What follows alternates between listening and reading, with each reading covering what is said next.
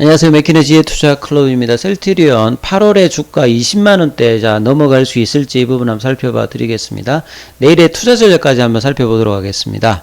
자, 오늘 이제 기사 나온 걸 보게 되면요. 최근에 이제 라키로나 관련되는 그 관여 기사들이 조금 나왔죠. 이 켄타우루스 변이 관련되는 부분, 이게 이제 오미크론 이제 변이에서 미국 쪽에서 이제 우세종으로 있던 것보다도 훨씬 더 강력한, 지금까지 나왔던 이제 코로나 그 변이체 중에서는 가장 강력하죠. 그러니까 면역 돌파도 많이 일어나고 6월 달에 이제 인도 쪽에서 뭐 발생을 해서 7월 달부터 하면서 지금 하반기 확산에 대한 어떤 우려감, 국내에서도 이제 뭐 켄타우루스 관련되는 감염자들이 나오고 있는 상태에서 치료제 관련되는 부분의 이야기들이 나오고 있는 상황입니다. 그리고 기존에 이제 항체 치료제 형태의 뭐 리제론이라든지 그리고 이제 뭐 일레릴리라든지 글락소스미스클라인사나 뭐 비어사라든지 이런 어떤 기존의 항체 치료제 같은 경우에는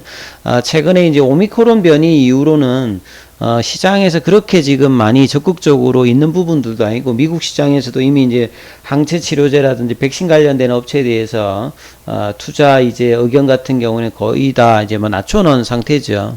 그래서 리제르논 같은 경우에도 코로나19 항체 치료제 임상을 중단했다는 소식입니다. 이게 임상 4건을 중단했는데요. 지금 실제 항체 치료제가 의료 현장에서는 거의 쓰이지 않기 때문에 실적 관련되는 부분에 영향이 그렇게 있지는 않습니다. 그리고 이미 뭐 작년 재작년에 뭐 리제론이라든지 일라이릴리 같은 거는 뭐 벌만큼 충분히 좀 벌어놨고요. 그래서 이 릴라이릴리 같은 경우도 작년에 이제 FDA가 뭐 변이 이슈가 되어서 델타 변이 때도 뭐 이런 게 부분이 있었죠. 이게 뭐 이렇게 그 중화 능력이 좀 떨어지면서 바로 이제 그 사용 권한을 제한하기도 했는데, 리제론 같은 경우에도 올해 초에 이제 이 부분들을 그 사용 제한을 공고를 했고, 오미크론 이제 변이에 이제 없기 때문에 나머지 이제 4월 달에도 글락스스미스나 비어사의 소트루비맘인가요? 거기도 이제 승인을 뭐 취소하는 어떤 형태, 이런 부분들 나왔고, 셀트리온 같은 경우에도 국내에서 올해 2월 달에 이제 공급이 중단이 되었죠. 그래서 그 뒤에 이제 흡입형 제재로 이제 오미크론 변이라든지 이런데 변이 이슈에 좀 강한 이제 칵테일 요법으로 이제 동유럽에서 이제 임상 대규모 3상을 해서 하반기에 결과 나오고 내년도에 뭐 상업화를 좀 추진했던 흡입형 항체 치료제 개발도 중단을 했습니다. 이게 뭐 여러 가지 요인이겠습니다만, 뭐 임상 환자 모집도 쉽지 않고, 그래서 이제 국내 대부분의 기관 정권사에서는 이 레키로나 관련되는 부분 발생할 수 있는 매출을 거의 제로로 제시해서 주가에는 거의 영향이 없는 부분들, 실적단에서는 이제 손상차손 관련되는 부분, 이제 개발비도 이제 회수를 다 못했고, 이제 물량 관련되는 부분들, 이 부분들을 이제 떨어내는 과정들을 이제 올해 상반기에 이제 이 비용 측면에서 이제 나왔기 때문에 뭐 이런 처리들을 이제 했었기 때문에 추가적인 어떤 이제 레키로나 관련되는 부분의 어떤 개발비라든지 뭐 이런 부분들은 뭐 해당 사항이 없겠습니다만, 조금 이제 그 이야기가 나오고 있는 것은 항체 치료제가 영영 뭐 쓰이지 않으려면 이제 법은 없다, 뭐 이런 어떤 이제 문구가 있죠. 왜냐하면 FDA가 이제 사용 제한 권고를 내릴 때도 항체 치료제가 이제 새로운 변이가 계속되다 보면 이게 뭐 효과가 있는 결과가 나오면 사용 권고를 개정하겠다라고 했고, 이미 이제 작년에도 이제 그런 부분이 있었지 않습니까? 그리고 최근에 이제 켄타우루스 관련되는 치료효과가 나왔을 때 도쿄대 연구팀이 이제 진행한 항체 치료제 형태로 효과가 있는지 알아볼 때 셀트리온의 레키로나가 이 부분이 좀 효과가 있었기 때문에 회사 자체 내에서도 이제 뭐 중화능력 간에서 검증을 하고, 이 부분들이 어느 정도 이제 결과가 나온다라고 하면 충분히 이제 뭐 사용할 수 있게끔 조치를 하겠다, 이런 이야기들을 했지요. 그래서 뭐 이 부분에 대해서 뭐 기대를 가진다기보다는 뭐 있는 물량이 만약에 나갈 수 있다라고 하면 그나마 뭐 나쁘지 않은 어떤 흐름이니까 요런 어떤 흐름을 보셔야 될 것 같고요. 기타 뭐 기사가 나왔다기보다는 이제 빅스 2022가 진행되고 있는데, 여기에 이제 셀트리온도 참석을 하거든요. 해서 뭐 제목이 뭐 바이오플럭스 인터팩스 코리아라고 하는데요. 여기에서 이제 이분이 이제 윤정원 셀트리온 그룹 홍콩 사장이신데 CDMO 관련되는 뭐 내용이 이제 발표에 있다 이 말이죠. 요걸 어떻게 이제 생각하시면 되냐면 바이오 의약품의 이제 위탁 개발 생산 보통 이제 CMO가 있고요. 예. 그다음에 CDO도 있죠.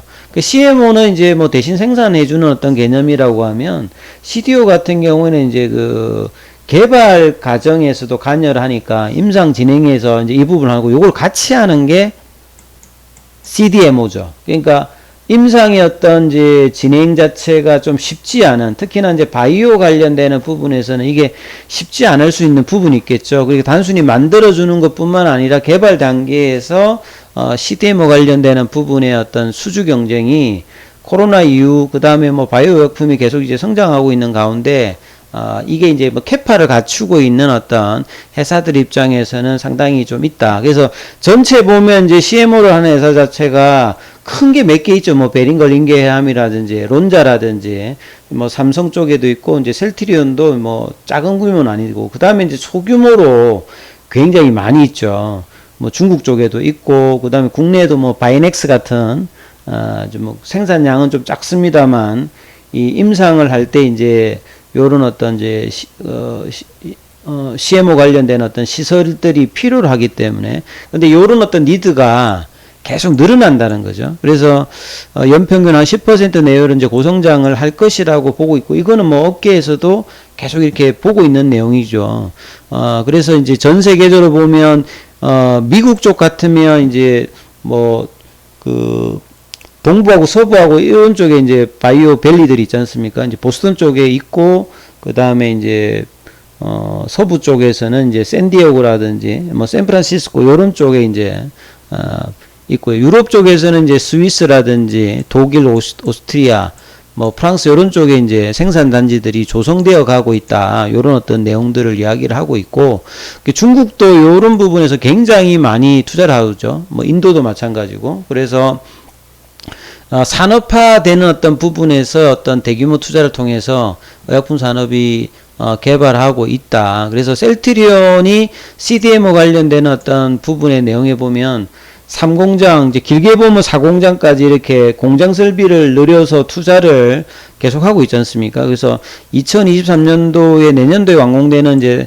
3공장은 이 7,500리터 정도 규모이니까 기존의 1, 2공장 대비해서 이제 뭐 큰 규모가 아니더라도 다양한 니드를 가지고 있으면서 다양한 이제 CDMO 관련되는 비즈니스를 할 수 있는 부분이고 나머지 이제 4공장까지 본다라고 하면 이 캐파를 가지고 기존에 있는 셀트리온 자체의 어떤 물량뿐만 아니라 셀트리온 헬스케어가 여러 가지 유통망 확보를 하고 이렇게 깔아놓고 있는 본다면 향후에 보게 되면 이런 이제 CDMO 관련되는 사업으로도 충분히 이제 성과를 낼 수 있는 인프라를 계속 깐다는 개념이죠. 그래서 이 장기 성장과 장기 어떤 매출의 안전성을 계속 이제 기하는 어떤 구조로 가고 있고 그리고 이제 미래세다 쪽하고는 계속 이제 이렇게 그 2천억대의 어떤 바이오 펀드를 조성하면 미래세과 더불어서 이제 우리 ADC 관련되는 익수다 투자할 때도 이제 이런 부분들이 있었습니다만 추가적인 이제 M&A라든지 이런 부분들도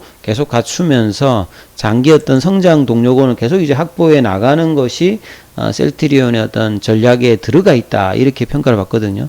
차트를 통해서 보면 조금 이제 일주 넘게 조금 이제 주춤하고 있습니다. 뭔가 이제 갈만한 자리에서 쉬어가고 있는 흐름들이 나왔을 때 이게 수급이 조금 이제 꼬였다 단기적으로. 왜냐하면 외국인들도 한 5거래 연속으로 매도를 하고 기관들도 좀 매도를 하는데 오늘은 다시 이제 큰 폭은 안 올라왔습니다만 다시 정상적인 수급으로 들어왔죠. 기관들이 10만주 넘게 매수를 하고요.